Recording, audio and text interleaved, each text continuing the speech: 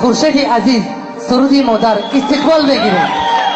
ای زاغی سیاه که شام رهی گوشاد کرده ای خبری مرا بپش یا چند ببره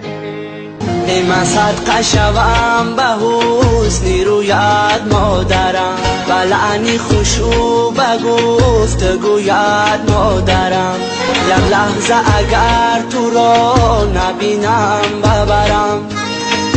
اون لحظه روم به جویت مادرم گسیم و زری جهان همه بیفروشم هرگز نخرم به تو ریمویت مادرم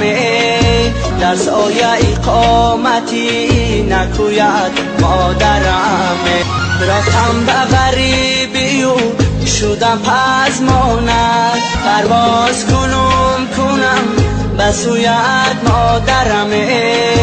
خورشیدی تویم نمی روم از بری تو هر یک نفسم بود زیبویت مادرم ای من صدقه شوم به حسنی رویت مادرم مرگی نابهنگامت پدر بسیار می سوزم خود می پیچم از اندوه آتشوار می سوزم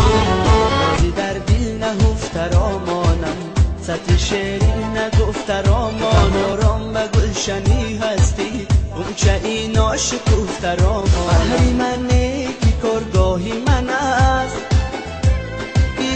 سفته رامانم در رهی بادهای نوروزی نرگسی نیم خفته رامانم ماهی دست و هلالی خمی ابروی جنجالی خمی ابروی تو را بنده شوم قدی دلجویی تو را بنده شوم در عشقی تو خطا کردم